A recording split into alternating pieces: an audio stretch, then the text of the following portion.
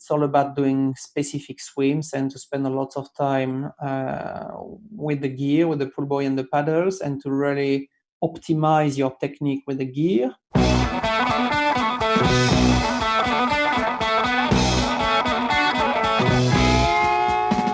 Welcome to the Low Tide Boyz, a Swimrun Podcast. I'm Chip. I'm Chris, and on this episode, we have Nicolas Remirez. He's a Frenchman living in Sweden. He runs Envol Coaching and Team Envol. This is episode 14. And we got a chance to sit down with Nicolas after him and Team Envol swept the Catalina Swimrun, the Utalo Catalina podium, winning the men's, mixed, and the women's categories, which was very impressive. Chris recently joined Team Envol, and so he's excited to get Coach Nicolas on the horn, and we had a really great chat with him that we think you are going to love. Yeah, but more on that later. A couple things to talk about. I think one thing that Chipper and I have been talking back and forth about is going back to our every other week release schedule. When we originally started the podcast, the thought was that we wanted it to not be too invasive on our families and our everything else. So we agreed that we would release 2 episodes a month. Well, what happened is that obviously we got really excited, and what had happened was we got very excited. Catalina was coming up, Utalo Catalina. We were getting amazing feedback and love from everybody, and that just sort of kept us releasing weekly episodes. Now, it's not due to lack of content or anything like that. We just want to be mindful of our time and our families, I guess, is probably the best thing. But when the time, presents itself, this schedule could adjust again. But yeah, for now, we're going back to... I think for me, definitely with the whole coronavirus stuff happening, and, there's things that are just much more important even than swimrun. If there's content you want to hear, if you want us to do gear reviews, talk about stuff that we've tried, events. Yeah. So we're looking for some feedback too on what are you looking for? Do you prefer, and you could email us or tweet us or respond on our Instagram, and that's the Low Tide Boyz with the Z. But do you like the interviews that we have? Do you like when Chris and I just kind of tackle one subject for an episode? Do you like the guests? Do you like more athletes? Do you like more industry folks? That's what we want to know. This podcast is not about Chris and I. We have a lot of fun doing the memes and hanging out once a week to record it. But it's about you, the listener, so we want to make sure that you're getting the most out of it. So if you have strong opinions one way or the other or not, I guess let us know. And on that note, while we're checking stuff off the itinerary, do not forget about our Wild Swimrun shirt collab that we have. Go to lowtideboyz.com, and there's a big banner at the top. Proceeds of those shirts with the Wild Swimrun go to the Wild Youth Initiative, which helps get women and young women into the sport of swimrun. Now back to our regularly scheduled COVID-19 training block. Yeah. Chris, you have some milestones on the 2-wheel. Yeah, I can't believe this, but I actually rode about 80 miles on the trainer. All virtual miles. All virtual, all indoors, on early Zwift. In the morning. Or actually, even while I was on a couple of conference calls, I was just pedaling away. So I'm on Zwift, and everybody wants to join me. I'm at PRCD is my handle. Oh, that's your handle? Nice. Yeah, and I've been riding the Peloton. My wife has had a Peloton for, going on 6 months now, and she's been loving the shit out of it. So I try to hop on when I'm not feeling super motivated to run or I have very limited time. And then I got into the swim bands.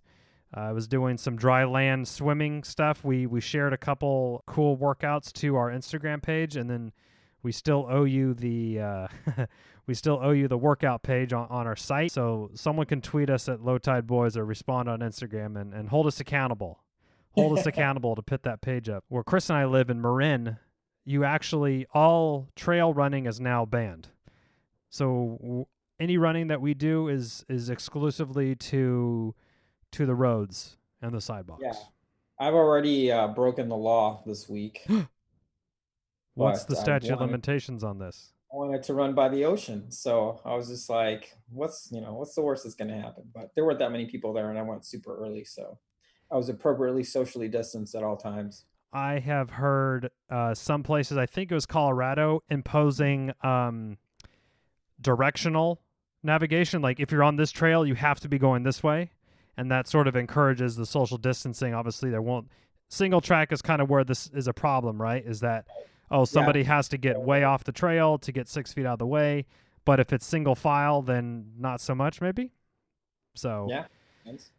We'd love seeing everybody's posts about what you're doing in this unprecedented time. So be sure to keep tagging us on the Low Tide Boyz on Instagram so we could see those, and we love to share those as well.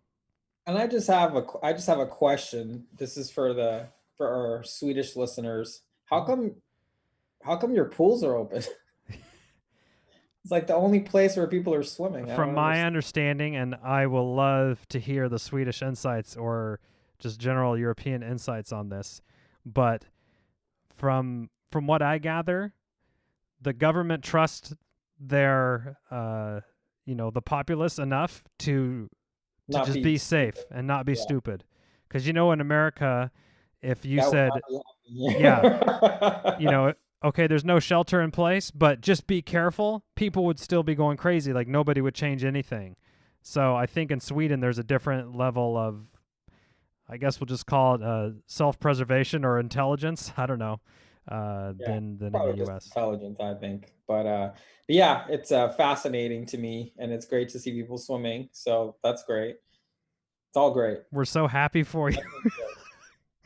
There's the emoji it's cool cry, and he has sunglasses, but you could see the tears streaming on. It's like, we're so happy for you that you could swim right now. So, yeah, well. So let's talk about our shout out this week, which is the Run for Tacos Swimrun team. They're a duo, two buddies, one's from Tucson, one's from Toronto, and they're training for a race in the fall.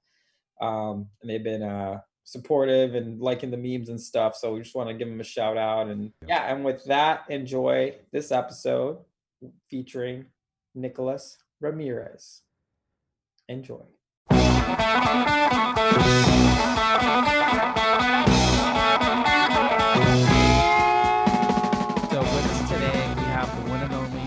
Remirez. He's a French multi-sport athlete and endurance sports coach based in Stockholm, Sweden. He's a stout athlete in his own right with an impressive resume of racing the Attila World Championship 5 times. He's done a ton of other swimrun events and triathlons, running and cycling events, and most recently won the first ever Attila Catalina with his partner, Francesc. I don't know if I'm pronouncing that right.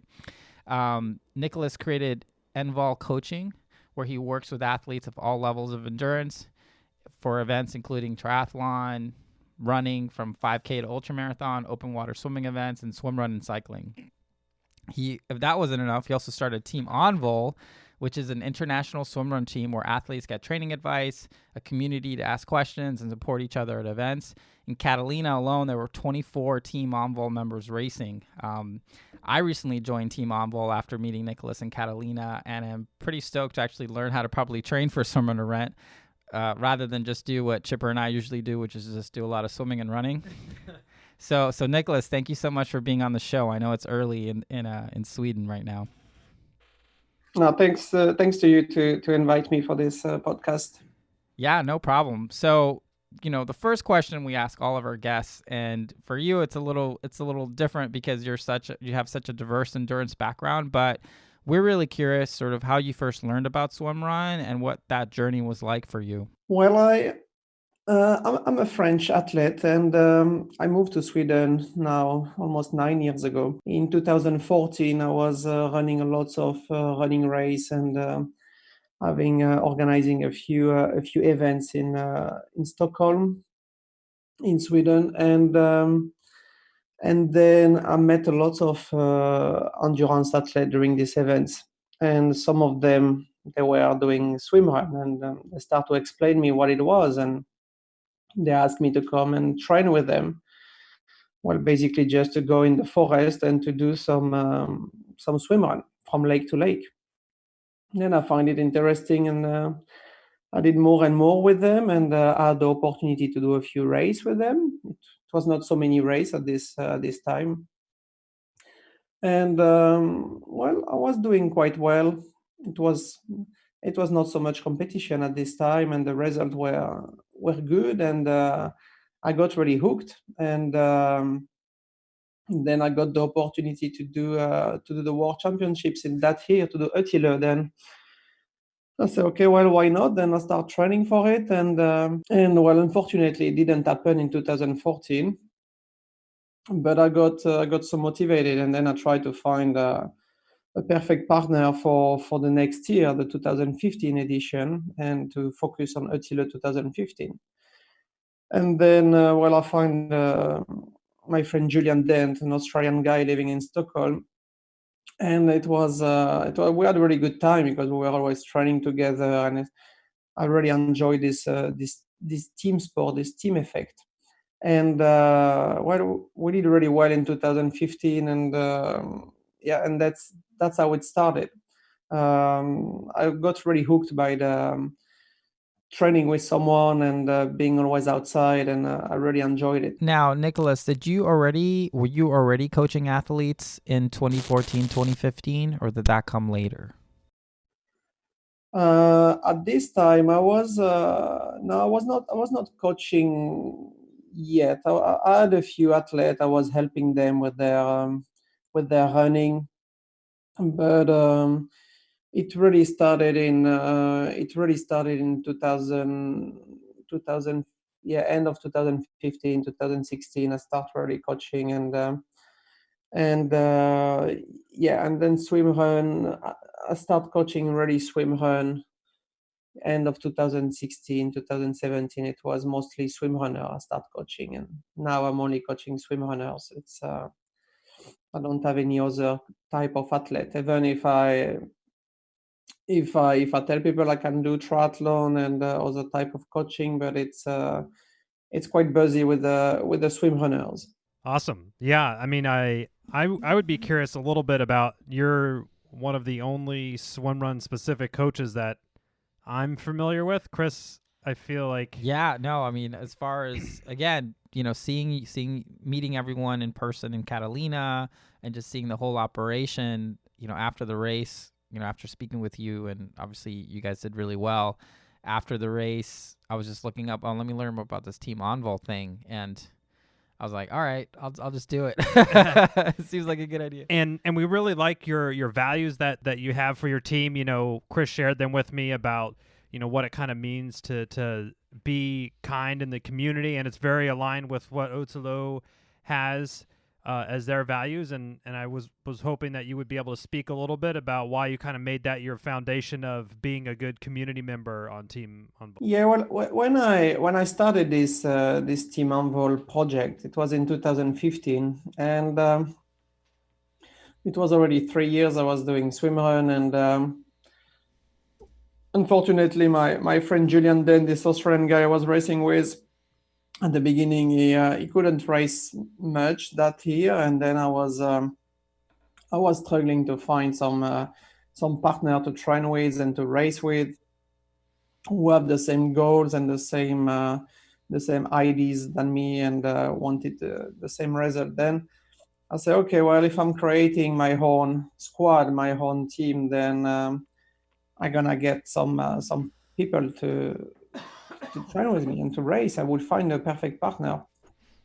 Well, then that's how it started, and then progressively I realized, like, well, we have lots of interest in some other countries. That's where the swimrun was developing, like in France and Spain, and then in Germany too. And we say, okay, well, let's have an international squad where we're really sharing our training, where we all doing the same session every week, and we're meeting during the race, and it's gonna be this international squad, international community, and finally now where we are at is we have member from more than 20 countries in the team, and like you say in Catalina, where it was more than 24 members in between the sprint and the experience and the long distance. It's really great now to meet everybody during the racing weekends, and I really enjoy the fact that when everybody doing the same training session everywhere in the world every week, and my goal is really to in the close future to have this really one or two specific training session every week that I know that everybody from the team will do it, and then we can really discuss it, and that will be a great way to compare our performance and to find the perfect partners between in the team, and because we're doing the same and we know what we're talking about because we have the same standards, and but it's the community effect is really what I try to develop. I've always been working with people, and I'm a school teacher from the beginning. Then I'm quite used to organize big events and for kids and students. Then it's a bit the same with groups like that. It's just to unite it and unite the team, and then now it's really about getting some people a bit from some remote area. They are alone in their area. They have no one ready to train with, and then they realize, well, I'm not alone because I have some partners, Right. some racing partner online and training partner online, and then I can talk to them and I can compare what they do, and we're gonna meet one day during a training camp or during a race. That's the philosophy. Yeah, and so I know that you put on training camps, and you had one in the U.S. before Catalina. Is that correct? Yeah, it was in the end of January, 7 weeks before the race. Was everyone that was there already a Team Envol member, or was this sort of open to anyone who was curious about joining the team and could sign up for it? Or curious about swimrun in general. Right. Yeah, well, in fact, that was extremely interesting because during this training camp, first I decided to have this training camp a couple of months before the Catalina, because I saw that it was a big interest for swimrun coming, and I wanted to be offering people the opportunity to try the activity before to do the race. And well, I found all the participants in the different triathlon clubs in the area, and then by people were talking, and that brought a bit more participants. Some people came from Seattle, were driving 4 hours from Arizona or from almost the Mexico border. Then it was some people came from Boulder, from Colorado. People were traveling and to come here. It was like 29 to 30 people joining during the weekend. It's amazing. Wow. Only one was not doing Catalina. Everybody was registered on Catalina, the long one or the sprint or the experience. But all these people were triathletes. They were all from some different triathlon clubs. That's really interesting. I would like to thank actually the Salton Sea Triathlon Club because Nate Mash brought me a couple of his athletes, and also the women triathlon group from LA with Jane Temperley brought lots of women into the training camp too. Awesome. But then what was very interesting is really these people that almost nobody knew about swimrun, and it was a huge beginner weekend. In fact, even if these people some of them were really great athletes, no one really knew how to do swimrun, and some of them did some race in US, but they were lacking a lot of swimrun technique. some specific aspect of the activity. So- then it was really rich in education that weekend. So I have a couple more questions, but I just want to remember we want to learn what the swimrun technique is you're talking about, because I feel like we just kind of just go Both out of us there just and perked up in here about. are like, Tell there's- us more about this technique. There's a technique. But before we get to that, so I know that that Kavika and Blake were part of this Team Baywatch. Team Baywatch, Team Envol Baywatch. Envol Bay. It must have been really helpful to have them there because they've been training on the course. They'd previewed it with Andy Hewitt and Sean Durkin and Natalie Foote. Was it really helpful to have sort of their insight before the race for you to share with the folks that came to the training camp? Yeah, Kavika and Blake are a bit special. They were working with me during this training camp. They were my assistant. Kavika and Blake are in Team Envol since until 2019, just a bit before they joined the Team Envol, because in beginning of 2019, end of 2018, I decided to, in different location, to have some ambassadors. I call them ambassadors, and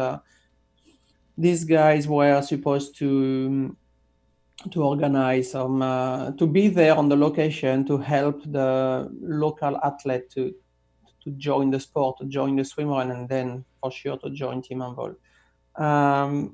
Now I want to call these guys more instructors, because I want them to start coaching, and I develop a coaching program for them to teach them how to coach swimrun, and then the next step will be to have coach in a different location. That's what we're putting in place. But then during the camp here, Kavika and Blake were assisting me, and it was really great to have them, because with 30 people, it's a lot to manage. Need a bit of assistance, because it's 30 different level and need to take care of everybody. But they were also participating and learning how to coach swimrun. Yeah, for sure, it was a great value to have them, because they knew the course, and we could give a few feedback about the course, about Catalina. But then they went and they recon more seriously the course the following weeks, and then that's when we launched this course recon videos we put on YouTube. Those were great. The race course, and that was great value even for me who didn't know the course. I mean, I spent a lot of time looking at the map and listening from advice from people who have done it, and this is compulsory to do if you want to have optimal performance on the race. Great. Well, you were talking about doing some coaching and instructing, and I was hoping to kind of shift a little bit that way about from anybody new to swim run, or maybe you have an endurance sort of training background. How is your sort of coaching philosophy in regards to specifically being for swim run different from, hey, I need to run a couple times a week and I need to swim a couple times a week, and let me try to get some swim run practice in.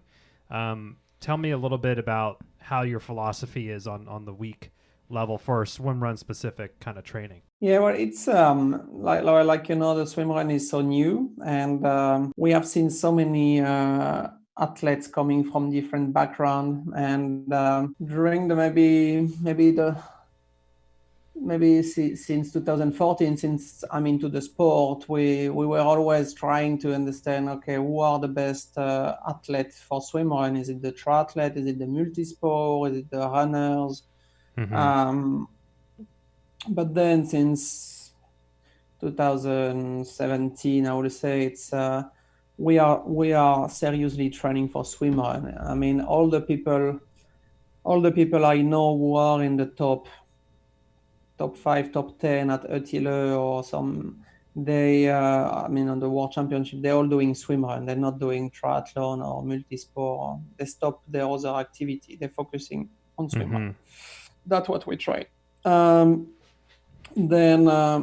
Then myself, I totally switched to swimrun, and a normal day for me will be to go swimming early morning and then to have a run later during the day. That's making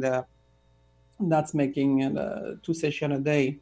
But the philosophy for the team is really to help people to with some ideas of training session, because it's not everybody like me doing 2 sessions a day. Some people that just want to pick a session from the training plan and to go to the pool and do it, or to go outside and run.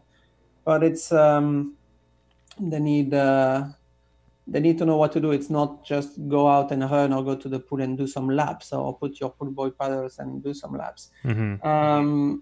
Then the philosophy is really to try to show people that to really show that the race in swimrun, it's not a flat race. It's always some it's I like to compare it with it's like an interval training when you do a race. It's Right. pushing the swim, you're pushing the run, but it's not really in every race. Even on the sprint race, there is always a long running section, like 4 or 5K run, and in the long race, it's always a 9 to 12K run. Then you need to be prepared for that, but it's mostly short runs, 2, 3, 4K, and the same in the sprint, 1, 2K run, and then you swim. That's why it's really important to be ready for this type of running instead of going for marathon training, which with some really long running effort that's not really comparable with the effort we do in swimrun. We found that out the hard way. We were training for a couple 50-mile races this spring, so we were used to those 4 or 5 hour days on the trails. Yeah, but I realize with experience that we have the endurance from the sport we've been doing before. We have done some triathlon, we have done some multi-sport race, some marathon, and we can be active for 5, 6, 10 hours because we have done it. Then when you're training, there is not much point of doing this big session the full year around. Okay, we're gonna do some long, like now, for example, I'm setting my training for Attila for the World Championships, and this is in almost 5 months. Then I'm gonna go out for some long days, hiking, running, just to get the distance, to get the 7, 8 hour of moving. But I will really focus on the 85-90% of effort during some 1 hour 90-minute session in running or in swimming, because I need this top speed to be able to keep up during all the different legs. When we're racing a lot, usually we're racing every 4 to 8 weeks when we're doing the Attila series. Then we have some we have already some endurance with all the race, because all the race is between 4 and 6 hours.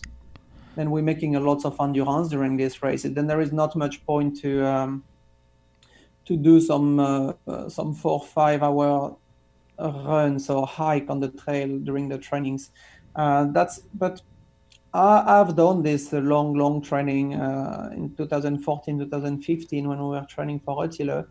And it was really useful for us to know ourselves, to know that we can.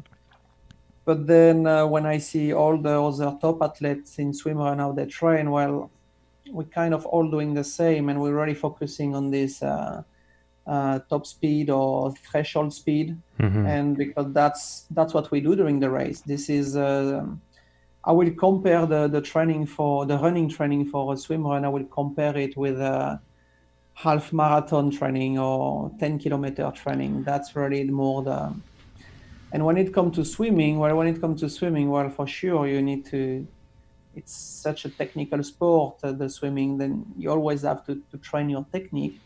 But I realized that I start to tend more into, okay, you need to do some technique, and maybe you have some period during the year, especially when it's really off season, where you focusing a lot on improving your swimming technique, but then it's all about doing specific swims and to spend a lot of time with the gear, with the pull buoy and the paddles, and to really optimize your technique with the gear. Then it's you need to be ready for the specificity of that race. That's a key. So with that, how much do you emphasize? It sounds like technique. I totally agree with you. Working in the pool, that's really the best place to develop that technique and that top end speed. How much are you coaching or recommending people to swim in open water? Well, it's really a tricky question because what I'm doing with my coach, sure, I have the team and I'm sharing some generic training with the team. I'm sharing 2 swim, 2 runs with the team, with all the team members. And when you're signing up, you have access to 4 sessions per week. But then I have also the advanced training plan, which is for the elite athlete, because we have an elite section in Envol, and that's where I'm sharing all my training there, and I try to adapt it to the different elite athletes we have. When you do a week and when you go swimming 4 to 7 times a week, then there is some session where you just focus on the technique. I usually have one session out of the 5 I'm doing where I'm just doing some drills and doing exercises. But for some people who are training just 2 times a week, then I will try to add some technical drills during the session. When it comes to open water, it's also really depending on the experience you have, your level of experience in the sport, in swimming and in swimrun. For example, for Catalina, well, I just did some open water training a couple of weeks before Catalina when I went to a training camp in south of France, because I'm living in Sweden and it's impossible to go open water now. It's pretty too cold. Then otherwise I wouldn't have done any open water before the race. But because of the experience, well, I'm not worried at all. I really think that to train swimrun now, it's not. If you have already done a swimrun race, and if you know how to do it, and if you know your partner, the most important training is the one you do, the quality one you do in the pool, and the one you do on the running. Gotcha. So if you have the opportunity to do a swimrun training, then do it. But I prefer to do a swim and then to do a run after, or the opposite, to do a run and then to do a swim after. I think there is more benefit than to go out on the trail. I still do some swim run when it's nice here in Sweden from May to September. Sometimes with my friend or the team member, we go and we do some swim run, but it's more, I take it more as an endurance session. Like instead of going for a long run, I will go for a 2-3 hour swim run. That's just for that's fun. how we almost. do swim run. Yeah. Well, I think that's really interesting, because that's definitely what we've heard from some other coaches. I guess if for beginners, you obviously have to be comfortable in open water. You have to understand everything that goes along with swimming in open water, sighting, temperature, all that stuff. But once you do have that level of comfort, you're not gaining that much of a endurance or even tactical advantage than you would by just training super hard in the pool. Is that would you say that's a good summary of that? Exactly. That's a summary. Get yourself confident with the open water. I would say that's not taking that much time, especially when you see that now most of the athletes doing swimrun, they're coming from a triathlon background, and they have done some open water. Then I wouldn't focus that much on that. Well, if you don't have the chance to go to the pool, and if you're living in a country where you have a lake close to your place and you can swim as much as you want in the lake, then you do all your session in the lake. And that's what I do when I go to my hometown in south of France and I don't have access to the pool. Then I'm doing all my session in the lake, but all my session are really specific, and I have a session plan, and it's not just going swimming 3K or 45 minutes Right. and done at a 60% or 70% Well, level. Nicolas, No, this it's is why I'm really glad that I joined Team Envol, because that was basically exactly what Chipper and I would do. We'd be like, "Oh, we got to swim long. This race has a lot of swimming in it." But I wanted to circle back on something, because I know our listeners heard this as well, and we're sort of chomping at the bit for us to ask this follow-up question. But you mentioned swim run technique, race technique. Like, what do you mean by that? Is it just, it's obviously more than just transitioning in and out of the water, but when you mean racing technique for swim run, like, what is it that you're referring to? Well, it's really I'll say it's swim run technique, but I think it's really general. Like when you go on first there is there is different. I think when you want to race in swim run, there is you need to be a good runner. You need to be at your optimal in running, in swimming. Then you have to be optimal with your partner, with your equipment, and then with I will say with the race you're planning to do, with your nutrition, with your how you preparing the race the last couple of days. That's and being optimal in running and swimming, well, that can take 10 years or 15 years. That's that's your own training. But then being optimal with your partner, with your equipment, with your nutrition, that's the kind of thing you can really optimize. And I think this is really easy to improve that. That's what we did during the training camp in Orange County in January. After 2 days, these guys, they knew what they were doing. They knew their partner. They knew how to do a transition. And what I mean is, like, first you need to put down a lots of stress and lots of waste of energy by optimizing this topic. Being able to be really smooth and fluid during your transition, very smooth and fluid when you're running with a tether line or when you're swimming with a tether line. This is the swim run technique. Being able to open your wetsuit, to put your wetsuit down, to take your gels from your pockets without dropping everything. Being able to arrive at the energy station and just fill your glass and leave without stopping for 30 seconds. Or this is all the like a lot of being able to, like a lot of details, sort of.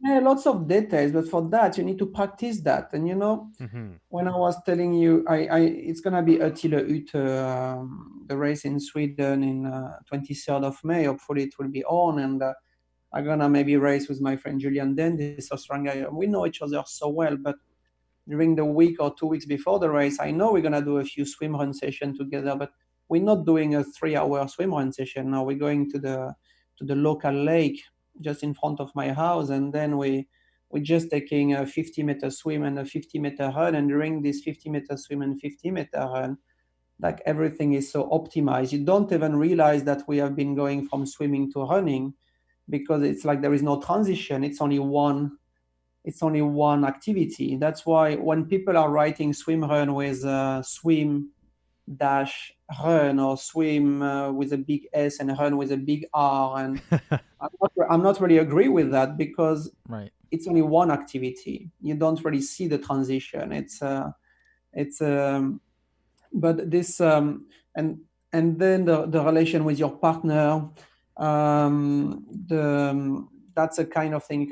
Your equipment, that's a kind of thing you can really optimize. This is the swim run technique, to know how to push your pull buoy between your legs, between the swim, when to put your pull buoy, when to put your goggle, this kind of things. I could, and this is not taking much time to improve these kind of things.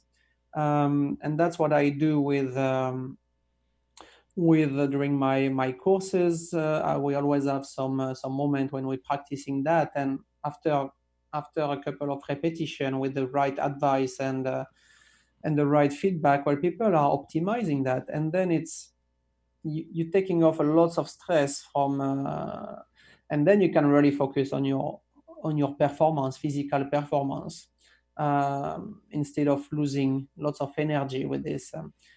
But like I said before, it's always according to the race you are doing, because you always have to keep in mind that, okay, the type of race you're gonna do and the type of distance it's gonna be, and because that's really the most important in a swim run.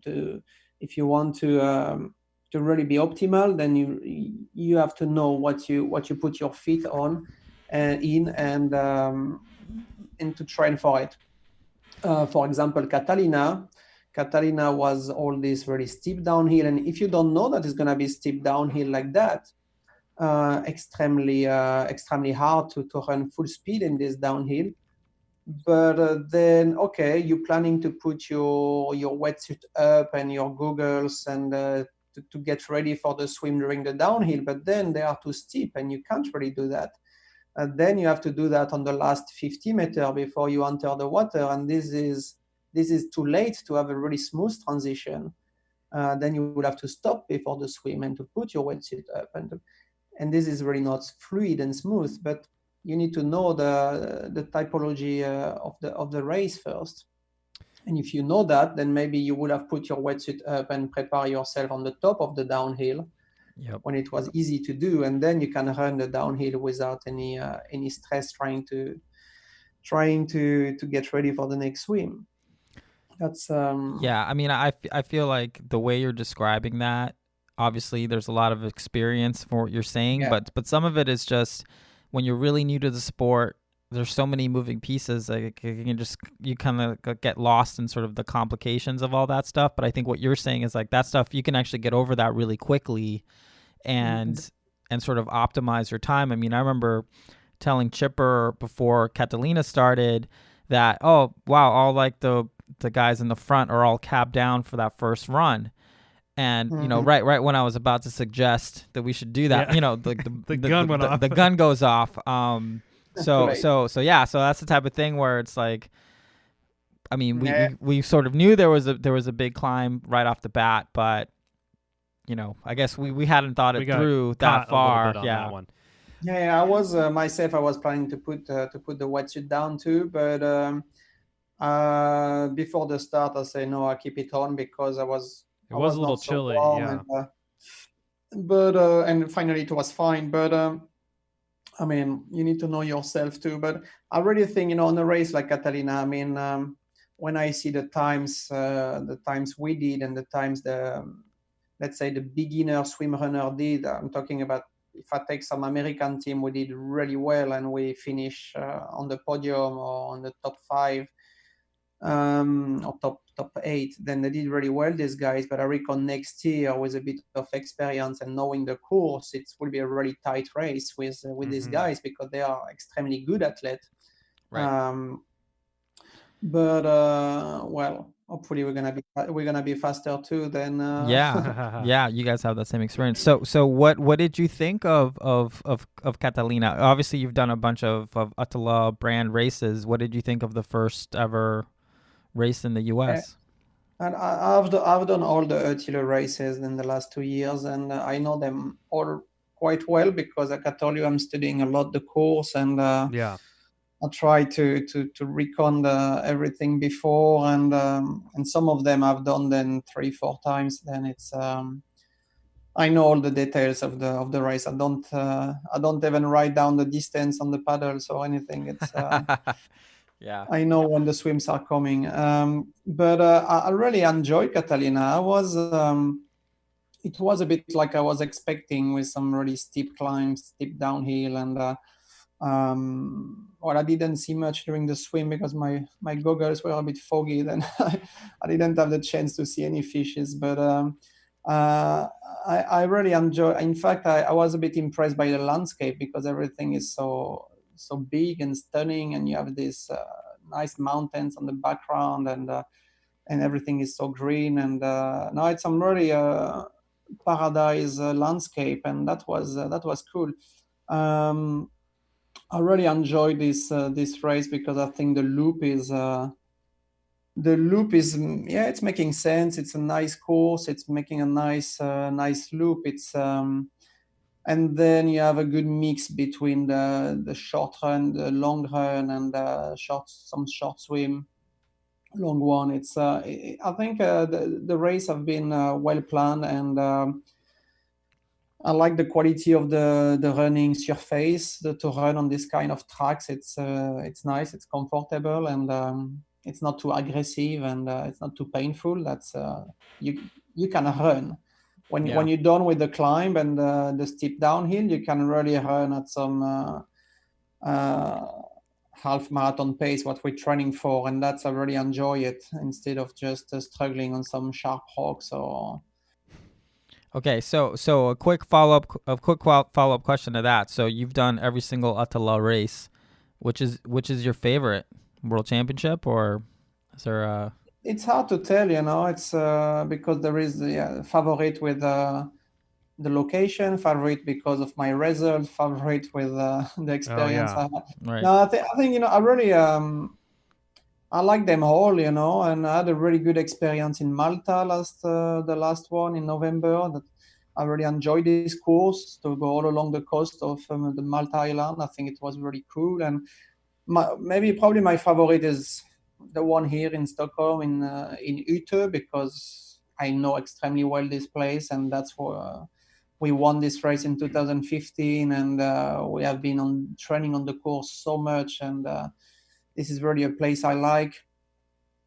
And I got a bit in love with Isle of Scilly because I hope you will have the chance to experience this race. It's like being in the Caribbean. It's a white sand beach and palm trees, and it's stunning colors. It's I really enjoy this race in Scilly, and these long swims in this clear water.